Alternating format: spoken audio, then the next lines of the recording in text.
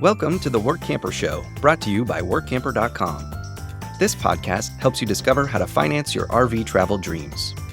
Each one of our episodes will introduce you to people who are already living the RV lifestyle or to work camping opportunities all around the U.S. You'll also learn how to hit the road the right way and make the most of every opportunity. Now let's turn over today's show to your host, Greg Gerber.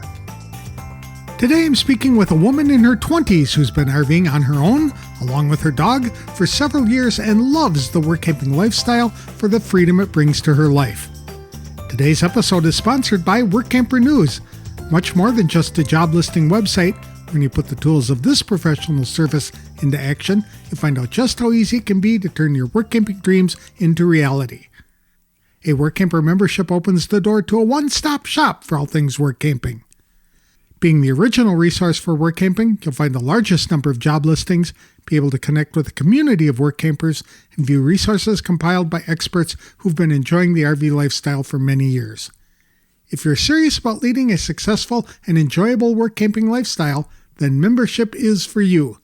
Join today at www.workamper.com. Embark on new adventures today with the support of Workamper News behind you. Today's guest is Elana McManus. She's a solo work camper who spent the past 3 years traveling the country along with her dog, Lily Mae. Elana began her work camping journey after leaving a corporate sales job and deciding she wanted more freedom, fewer commitments, and a chance to explore while she was young enough to fully enjoy it. In this episode, Elana shares what it was like to jump into work camping with only a small trailer, no bathroom, and very few safety nets.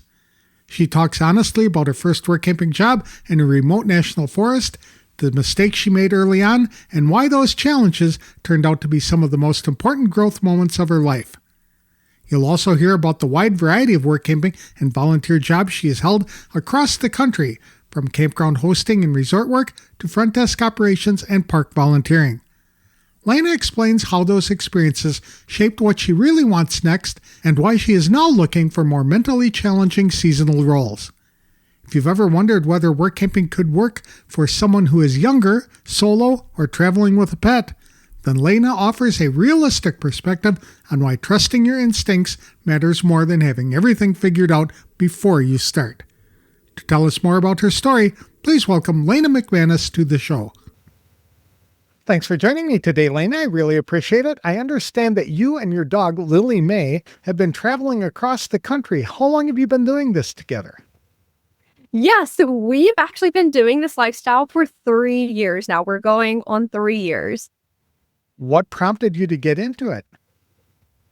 So I'll try to make a long story short. I'm never really good at doing that, but I'll try my best. So I was living back home in South Carolina, and I had a good job. I was doing dental, pharmaceutical, and sales. So I was in between the customer service and sales role, doing really good. I was happy with that. And the company got bought out. So it went from like a small independent place to corporate. And I was like, I didn't like the way things were going. And I was like, you know what? It might be time for me to find a new job. The grass is not always greener on the other side. And it went from some grass that was a little burned to dirt, which is okay. It happened for a reason. And at the time, I was doing a lot of tent camping in South Carolina. I didn't get into car camping, but tent camping. And I was tired of waking up in a wet tent. I don't know what it was about me and tent camping, but I guarantee you it was going to rain that weekend. And I was like, I had a little bit of extra money saved up. I seen this A-liner on sale on Facebook Marketplace for, I think, $4,000, $3,500, something like that. At the time, it was relatively cheap for me to just pay in cash. I was like, I got it. We'll just do this. We'll make the upgrade. And I started redoing the interior just a little bit. And I was like, this is going to be the perfect weekend. We went from a tent to a high-class tent, essentially. And the job just kept getting worse. And I was applying for other things, but I was so attached to May at the time. Like, we've always worked remotely together. And I was like, I don't want to go back into the office. I wasn't really getting any good leads on anything new. And I seen people talk about work camping before I started doing more research. And I was like, you know what? I've got nothing to lose. Like, I hated my job. I had this camper. I had my house. I just had to figure out what I was going to do with my house because I just recently moved in there. I didn't even live in there for a year yet. And I was like, okay, let's apply for a few that I think I would want to do, and we'll just see what happens. I got a rejection email from, I think it was somewhere in Acadia. I applied for one of the summer positions in Acadia. I got rejected. They sent me the email and said that I was denied, but they sent my resume and my information to another job they thought I would be a really good fit for. That's Yes. Now, little did I know, looking back hindsight, I probably should have never taken it. But I ended up going to West Virginia, Monongahela National Forest with American Land and Leisure. I did not have any power. I only had water. Now, the A-liner doesn't have a bathroom. The campground that I got was a primitive site. So my only bathroom at the time was the pit toilets at that campground. There was no cell service. They didn't have Starlink at the time. I didn't want to pay for Starlink. That was our first work camping gig. It was in the forest. It was 45 minutes just to get off the mountain. And I will say it is one of the best things I could have ever done for myself, but also one of the hardest. I remember crying for probably the first month. I was like, did I make a mistake? I can go home. Should I go home? I was like, Lord, give me a sign, something. Tell me, am I doing something wrong here? And looking back at it, I think that was the best thing that I could have ever done for myself. Well, that's neat. That's a cool story in the end. Yes. So you are still in this A-liner? Oh, gosh, no. Oh, okay. Nope. Because I realized not having a bathroom, I needed some type of amenities. And I was like, you know what? At the end of that season, I was like, I want to continue doing this. I was like, I didn't want to put myself in a big payment because I already realized work camping, you make enough money to survive and be able to explore. Other than that, forget it. You're not going to see savings really growing here. I knew all of that. And I was like, I don't want to put myself in a situation where I'm not going to be able to afford it. But I also drive a Toyota 4Runner. So that puts me in a very limited weight capacity. I was doing some research and I ended up going through Camping World, which I know a lot of people have things to say about it, which is okay. But I had a great experience through Camping World. I went through the one in Charleston. So I went back home after my gig in West Virginia to go pick it up. And so we're now in the Jayco 195 RB. So it's been working perfectly for May and I. It's just big enough to give us some space. It's also small enough. There's no slides, so I don't have to worry about a lot of mechanical issues.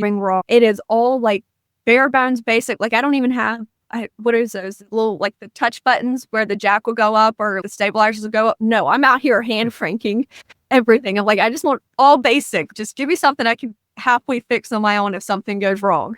You're absolutely right about trying to do this thing without a big payment because it will make life much more easier for you to have something that you can afford relatively easily and still have fun on the job.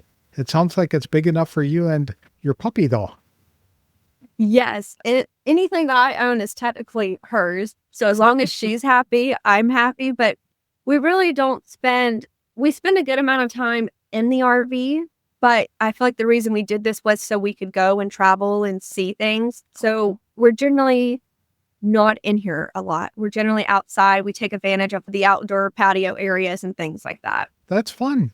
Yeah. Yeah. And so you were attracted to work camping because you were young enough to realize that you didn't have any commitments and now is the time to get out there and explore. And I love that.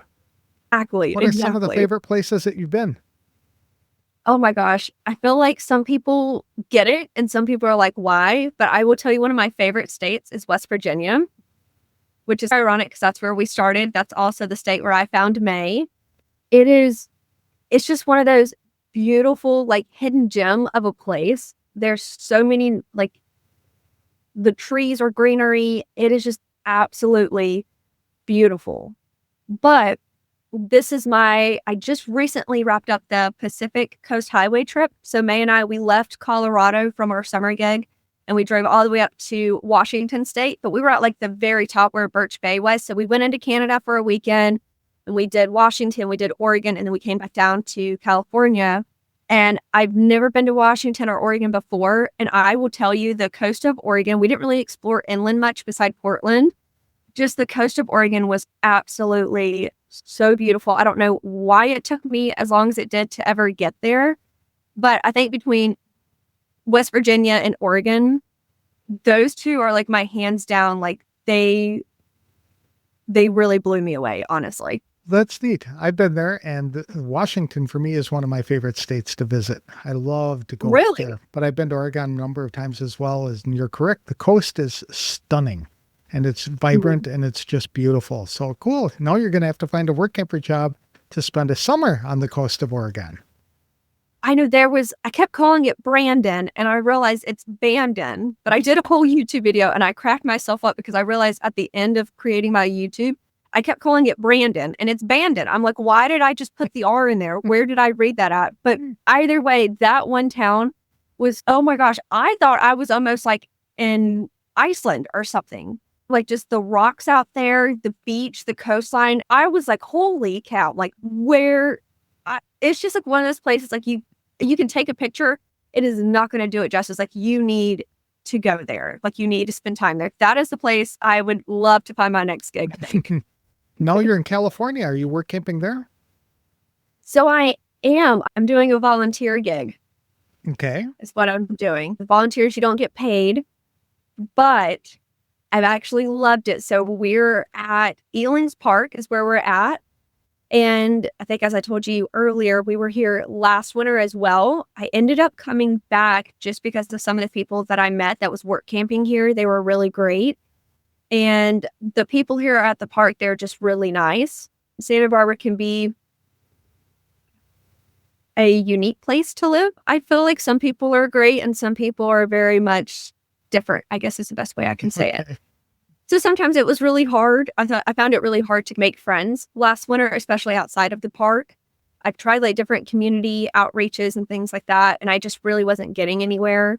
But the Elings Park, it's a dog-friendly park as well. So it's an off-leash dog park. I think it's 230 acres, give or take. So in a way, I came back to have May be able to enjoy like this nice backyard that she's got, right? Like she's got this huge off-leash dog area. We got to learn the people who come and go here. So like the regulars, and they're really great. Their dogs are great. And it's just such a beautiful area. With May doing her sniff walk, it takes us probably about 30 minutes to walk to the beach, but we can walk to the beach right here. You've got like the mountains on one side. It's like the best of both worlds, and you don't have that cold winter. I think everybody in the RVs always chase warm weather. Exactly. That's neat. So what kind of things do you do at the park? So here at Elings, it's actually really simple. You're doing host work. So you're checking dog memberships. We have a kiosk shift. So at the front of the park, whenever people come in, you're checking for the dog members. You're checking for people who are trying to sign up. On weekends, you also do parking fees. And then I think they're wanting to start some concession stand stuff. We haven't got into that yet, but we've talked about that in our meeting. So I think that's going to be coming up. We do patrol shifts, just help take care of the park. You're really like a meet and greet, I feel like. I feel like you're like a greeter to everyone. And yeah, you're here just to make sure that everybody's having a good time. They have weddings here, so you'll help out with that. I guess you're the helper in all the things, I feel like. Okay, that's a lot of fun for a lot of people. So that's good. Yeah. What other kinds of jobs have you done in the past in other places? Yeah. So whenever I was in West Virginia, that was the first one I did. I was campground management. It sounds super fancy, but I was just at a very primitive campground and I just took care of it. I want to say we had about 40 sites, but there was only, I want to say maybe 3 sites that you could actually fit a trailer in. It was a really small campground. It was so much fun though. It was up there at Spruce Knob Lake Campground is where it was at. It's the first time I ever seen the Milky Way was up there. Apparently it's a really popular place to see that. That one was really simple. We mowed the grass. We weed eated. Did that, all the maintenance. We took care of the pit toilet. Again, it was super simple, but the people there were absolutely amazing. We had such a blast every weekend.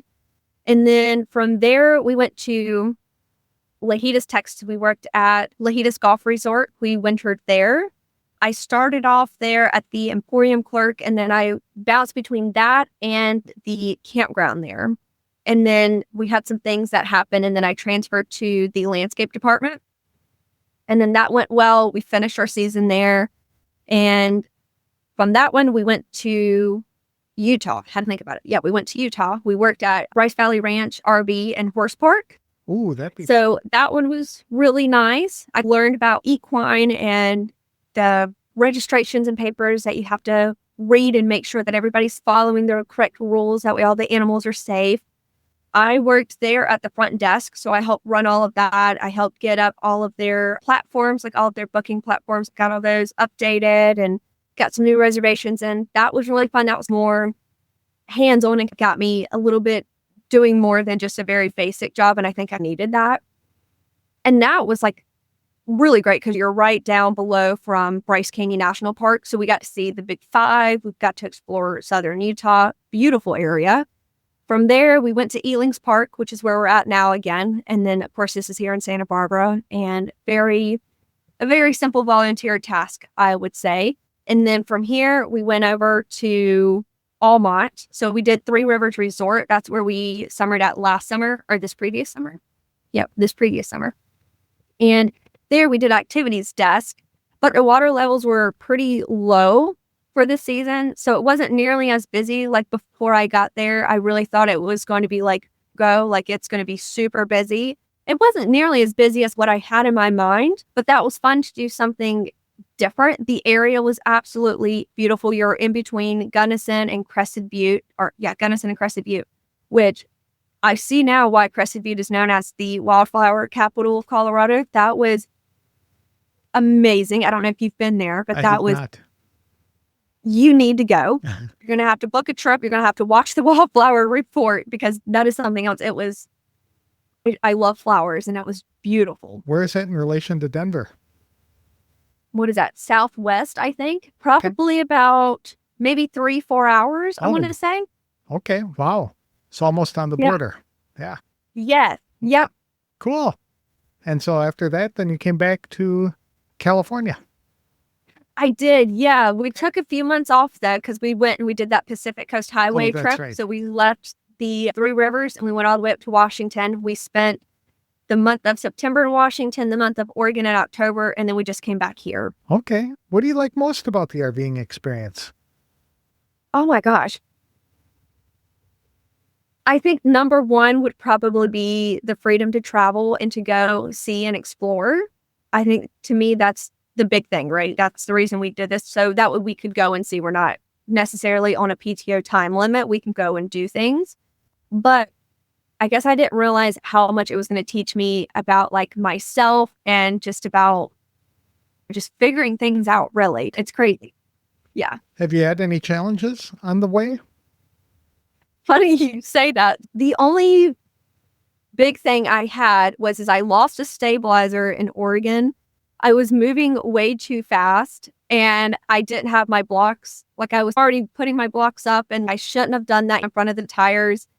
And it was one of those things I was just like in a hurry. I was moving way too fast and I went to go take up my last stabilizer. And as soon as I did, the tongue of the trailer was on like the wooden blocks up front and it just went and it just kind of rolled forward. And I was like, oh my gosh. So then I'm embarrassed because I'm like, are you serious? I've been doing this at that point, coming up on the 3 years. And I was like, Elena, why in hell? And thankfully, one of the lawnmower men that was there at the park at the time, he came over and helped me like jack it up because I was like so embarrassed for myself. I was like, I couldn't even think straight. But I got a new one later on in Oregon because I finally found like an RV dealership that was close by. So I got a new one.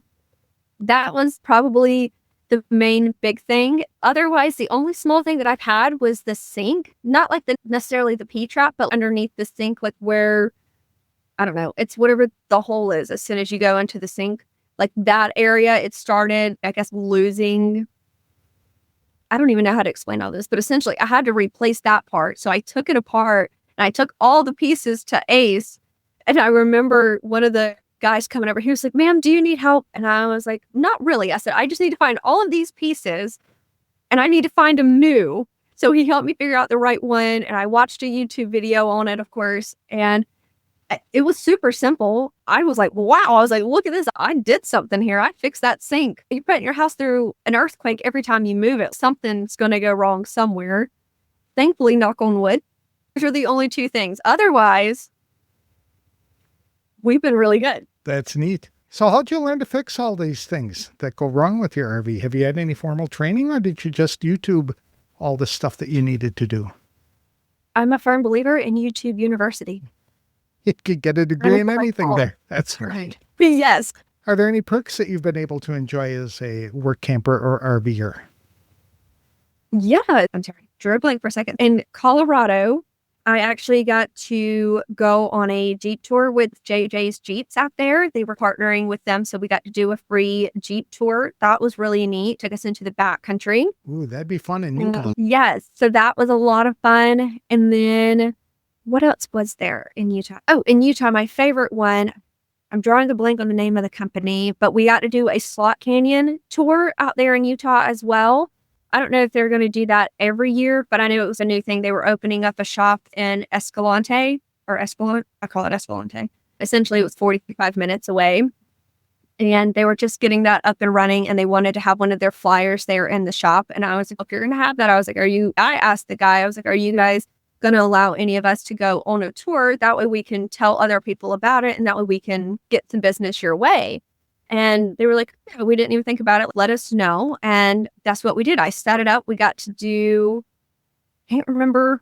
That's horrible. I can't remember the name of the slot canyon tour that we got to go through, but that was so much fun to get into the slot. I think the first drop was like 8 or 10 feet, and you're going down with the ropes. And that was an experience. Even if I had to have paid for it, I probably would have. That was so much fun. The guy was super great. He had a lot of knowledge of the area as well. That was my favorite one in Utah. In Colorado, because we were at the Three Rivers Resort, you could take advantage of whitewater rafting. I've never done that before, so I did it whenever I was first there, and I enjoyed it. I guess I only did it one time. I never went back and did it again. I thought it was fun, but I was like, that just wasn't for me. There you go. But no, that was really fun. Here at Elings, I don't think there's anything really that you could partner with, I guess just because it is volunteer. So there's been nothing here. West Virginia, there wasn't really anything in West Virginia either, just because that's through the National Forest, American Land and Leisure. Oh, in Texas, because you're at the Leahy Disc Golf Resort, I got to do golfing there. As long as there wasn't like a busy day and things like that, we could take the golf cart out and go golfing. I'm not very good at it, but I did. And my favorite was the horseback riding. As long as there was like a very small group, you could go and do horseback riding tours. So that was my favorite. I did that one quite often, especially like the sunset ones. That'd be fun. That was very neat. Yes. Super. When this position ends, what do you want to do next? Do you have anything lined up, or are you hoping to find a job somewhere? Honestly and truly, I am not sure. I feel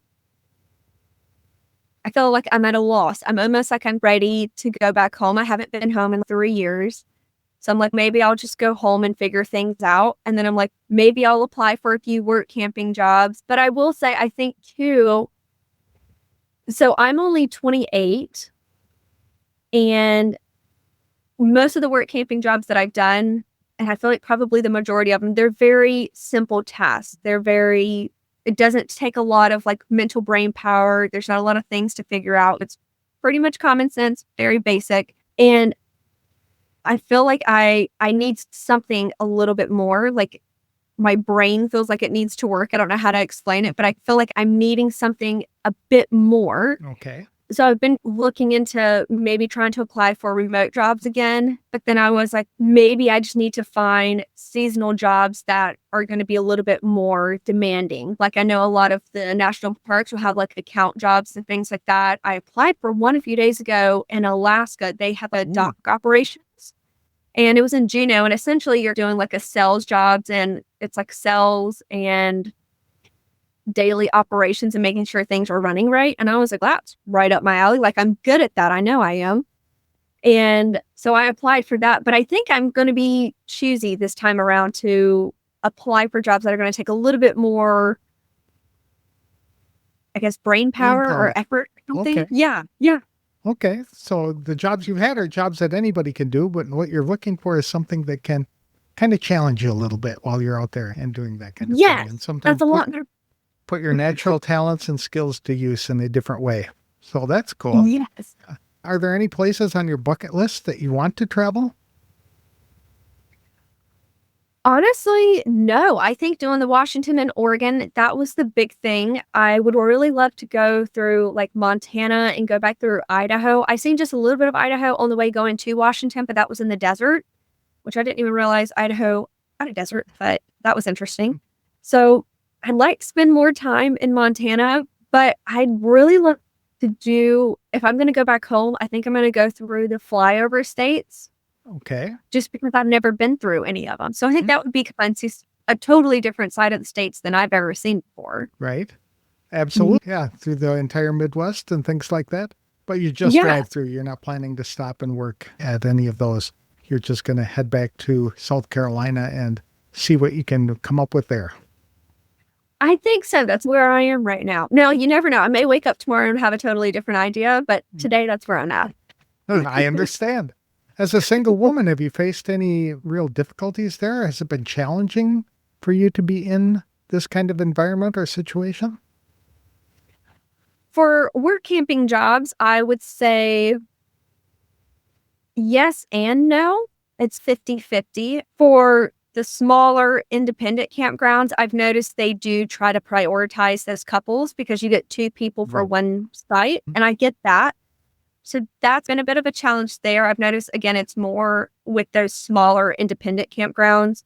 Otherwise, like here, it was never a problem. Colorado, it wasn't really a problem. Like I noticed they had a lot of solo people coming there, but they also had employee housing, and that really housed a lot of the whitewater rafters I noticed. So that wasn't a problem there either. So I guess the short answer is no. It just may give you a little bit more limitations on what you can apply for. But I always choose, I've never applied for a national park one just because I have May, and most national parks aren't dog friendly. And I would rather my backyard be completely accessible instead of trying to drive all the time. But no, I'd say I think it's really been pretty easy to find jobs. Has safety been an issue, or is it beneficial to have a big dog with you?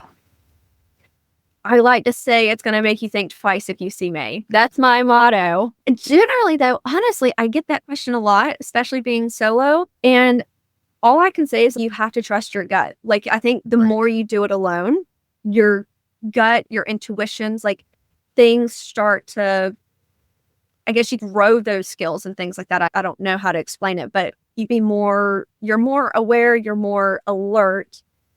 And I've only felt unsafe once, and I didn't stay there. Like I parked Right. and I got out, and I just got a weird feeling. And I was like, I don't like it. I was like, we're just going to get back in and we're going to keep going until we get to the next spot. I've heard that from a number of women that have gone through that same thing. There's something inside that tells them that just says caution here. This might not be the best place for you, and it might be better for you to move on. And so you're listening to that and encouraging other people to do the same thing, I would assume.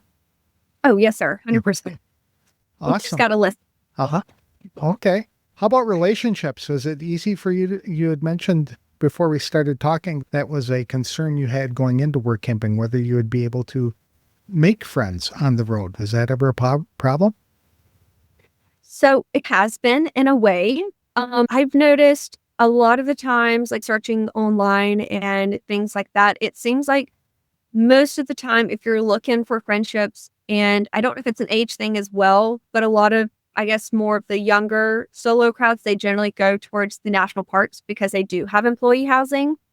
And I generally stay away from places that have employee housing.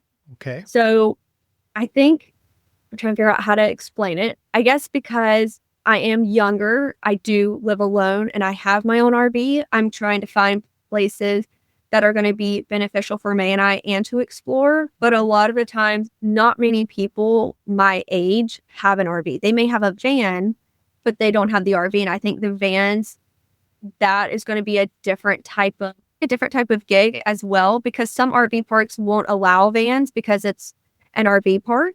And I've noticed that when applying as well, they'll ask what type of rig you have and etc. I think that's put me in places where generally everybody around me is always older, which is fine. But whenever I'm trying to make friends around my age, sometimes that has been a challenge, especially being alone. What I have noticed is I generally try to always go on like Facebook or Instagram or TikTok. I'll try to research the area and I'll try to find hiking groups. Generally, that's worked well for me, especially in Utah. That was one of the best places. I made some of the most amazing, wonderful girlfriends I've ever had. But they were, I think the group is like Southern Utah Women's Hiking Group or something like that. But they were based in Cedar City. So it was about like an hour and a half across the mountain that I had to drive. But sometimes they would do trails closer to me. Sometimes we would just all meet up. But that was one of the best things I've learned was to search for those hiking groups or whatever activity you really enjoy, which for me and May is hiking. You find those groups, you just have to put yourself out there. But sometimes, like here in California, where I'm at in Santa Barbara, I've tried to find hiking groups in this area. And most of the ones in this area, they're all pretty much older and retired, which that kind of comes with the area as well. So I'm like, okay. And again, it's fine. I'm like, you know what? That's fine. Like I'm off on Mondays and Tuesdays anyways. Most of the world isn't off on Mondays and Tuesdays. So it can be challenging at some times, but I think in the other times, sometimes it's very nice as well because you have to learn to grow and adapt as well. Yeah, hopefully. Do you use websites like Meetup to try and find people in the particular area? I didn't even know about Meetup until right at a month ago. I was doing another deep dive here in California. Since this is my second time back, I was like, I'm determined to find a group now. And I found somebody on Facebook that posted about this Meetup app. And I was like, what is that? I'd never heard of it before. And I had to go down to Ventura, which is about 30 minutes away. And I seen they had an ecology hike down there. And I was like, let's go, let's have fun. That was the first time I used Meetup, and I loved it. Cool. I'd never heard of it before that. Awesome. Now you've got another resource for a new future table. If you had to start over again, is there anything you'd do differently? That's a good question. I'm trying to think. I think I would maybe, and I don't know if I should say this, I've never been to an RV trade show before, but, which is interesting. I really want to go to one, but I would say I would probably tour more RVs and more trailers before getting into it. And I think I would maybe also do, I'm sure they have classes everywhere, but I've seen a lot of people talk about one in Texas that you can go and you can attend, like, I think it's maybe a few weeks long or something like that, simple, but it gives you the very basic overview of trailers and how to do certain things and how to fix certain things. I think those would be my two biggest things before I got into this, if I did it all over again. You're talking about the National RV Training Academy. And yes, that's right. And they provide you with a basic overview on how to maintain the RV all by yourself. And it's only 1 week long, unless you want to become a mobile technician, then that's 5 weeks long. Oh, God, yes. Yeah, cool. Is there any advice you would give to people, especially your age, who might be thinking or wondering if the RV lifestyle would be for them or whether it could work? Oh my gosh. Yes. And I feel like it always comes to finances. Like, I feel like if you're going to get into this and you're going to do just work camping, like you're not going to try to get like a remote job or a freelancing job. If you're just strictly working on a work camping job, like, I guess it's not a requirement, but I feel like you better have a nest egg of 6 months. Okay. You need to have a CYA fund that is going to cover like eating peanut butter and jellies for 6 months. I don't care. Like, you need a very basic grocery budget. You need to be able to pay for all of your bills for 6 months. You should be able to, your whole life should be covered for 6 months. That's good advice. Because work camping jobs, like any job, I feel like is very at will. You can leave at any time. They could fire you at any time. And I feel like that is very strongly, especially in work camping, because you do have wills. And I've just noticed as well, work camping is generally a very small group or team. And if for some reason you don't get along with like management or the person that's employing you and things like that, or if you're not getting along with like your teammates or coworkers, it's not your regular job where you go home and you don't see anybody. You're stuck there. Not necessarily stuck, but you're there day in and day out. I left Utah about 3 weeks early, but me and the other 2 work campers that were there, we all left about a few weeks early because there was snow coming in and we didn't want to be there with snow. Yeah. So that's like another thing you don't plan for. So now you've got these extra travel days. You can stay at Cracker Barrel and like the free places, but it's only going to last so long. And then you never know. You might just get somewhere and you're like, you know what? This is not what I signed up for. And I think having that nest egg is really important because especially whenever you're chasing these seasons, you're driving to and from some point. Like whether you're doing a 1 week travel, a several weeks travel, like you never know. And what if you get somewhere and you really don't like it? Like you're going to have to now find an RV park. You're going to have to go work at Lowe's or Wendy's or somewhere. That's my backup plan. It's just I'll go work at Walmart. And it's like me personally, I don't want to ever feel like I'm stuck somewhere. I don't want to feel like, oh, I cannot leave until the season is over. I don't like that. I like to know that I'm in control of where I'm going and what I'm doing. So I think to me, that would be the biggest thing is make sure you can cover yourself because something is going to go wrong. I can guarantee it. Something somewhere. And talk to a number of people who, like you, want to do or stay in volunteer positions in the local parks just to have their housing covered. But then they get jobs in the local area, like you said, at Walmart or some other restaurant or something like that. And they make it work that way to maintain the financial viability of the lifestyle. And that's the reason I came back here is because whenever I was here last winter, I got a job working at a coffee place and I loved it. I loved the group that I was working with. And this time around, I've been trying to do some freelancing stuff and I got that up and going before I left Colorado. And I'm just figuring all of that out for myself now. So that's still a learning curve. I'm making enough to get all of my ends meet. I'm not making any more than that, but that's a step in the direction to open up more of the volunteer gigs because it just seems like sometimes, I don't know how to say it. I guess I'll say it. And if you want to delete this, you can delete this. But I feel like sometimes with work camping gigs, it is so different than an actual job. Like I think the environment is different. The way that you're treated can be very different. Like I'm sure everybody has a horror story at a work camping gig somewhere, right? In my mind, you are never making enough money to put up with mess.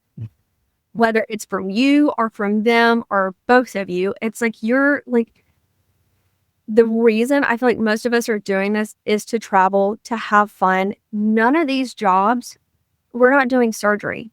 Like, I don't think any of these jobs that we're doing most of the time as a work camper is a life or death. Yes, you should do a good job. I think that of everybody, but it's not worth being stressed out every day. If you have a management that is so bad to you, like you don't need to stay there. Like that's not fair to you or to them to be treating you like that. Many of the people that I've interviewed have said that the volunteer positions are much better for them because the employers are far more appreciative of their effort and the work that because they're not getting any paid. Have you found that to be true as well?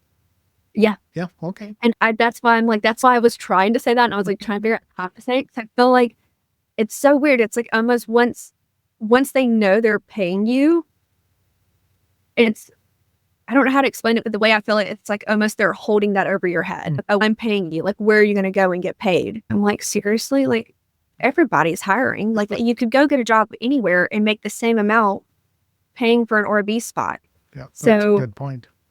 So how can people connect with you if they'd like to ask you a question or follow your journeys if you're posting about those? Yeah, so we are everywhere. So we're on Facebook, we're on Instagram, we're doing YouTube, and we're everywhere at Lena and Lily Explore. Yeah. That's great. Thank you very much for sharing the story with me today. I found it encouraging. I think other people will, especially younger RVers. I love to see them out there and explore. They're young enough to enjoy it. Too many of us have said, we're going to do it when we retire. And by the time you're retired, you have the money and you have the time, but you don't have the energy to go out there and hike and enjoy the beautiful land that you're visiting. So I think that's a great thing that you're doing. So thank you very much for sharing your story. Yeah, no, thank you, Greg, for having us on. I've loved having my story shared, and I appreciate you taking the time to meet with us.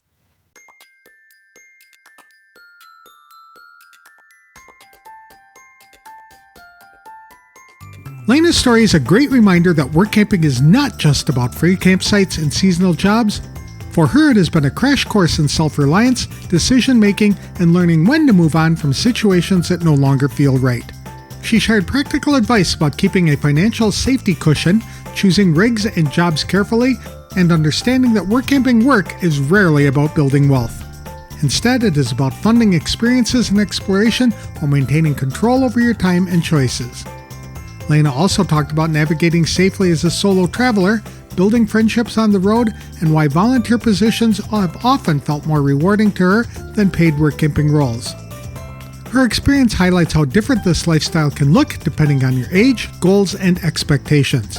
If you'd like to follow Lena's travels or reach out to her with questions, you can find her on Facebook, Instagram, and YouTube under the name Lena and Lily Explore. If Lena's story helped you think differently about what's possible with work camping, be sure to share this episode with someone who might be considering life on the road. Today's episode was sponsored by Workamper News. Creating a resume can be a cumbersome, intimidating task, especially if you haven't written a resume in many years. The unique Workamper News Resume Builder takes you through a step-by-step process to build a complete resume with all the information Workamper employers are looking for when reviewing applications. Once complete, your resume can be emailed to anyone, and the software tracks when and to who you have sent it. You can also print out the resume and make it into a PDF, which can then be uploaded or emailed. Some employers never advertise, not on Workamper.com or anywhere else. They find all their applicants just by searching the Workamper News Resume database. If you don't have a resume in the Workamper.com database, you'll be missing out on some great opportunities. To open the door for more work camping jobs, become a Workamper member today by visiting www.workamper.com. That's all for this week's show. Next week, I'll be speaking with another work camper who found her ideal job through her work camping network. I'll have that interview in the next episode of The Work Camper Show. Thank you for listening.